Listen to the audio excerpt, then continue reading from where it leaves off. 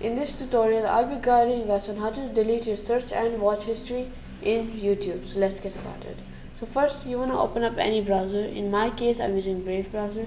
Then you want to search up youtube.com, and then you want to click enter. So once you are in this page, you want to go and click history. So instead of deleting it from this history, you want to go here and click watch and search history, done of manage all history. So you want to click over here. So once you're in this page, you can delete it in 3 ways. You can delete all the history you have watched since today, all the videos you have watched today, or you can delete it in a custom range, or you can delete all time. So, but in my case, I don't want to delete my watch history, I'll keep it. So if you guys want to delete it, you can do it any of these ways. So I hope this tutorial helped, and I'll be seeing you next time. Peace out.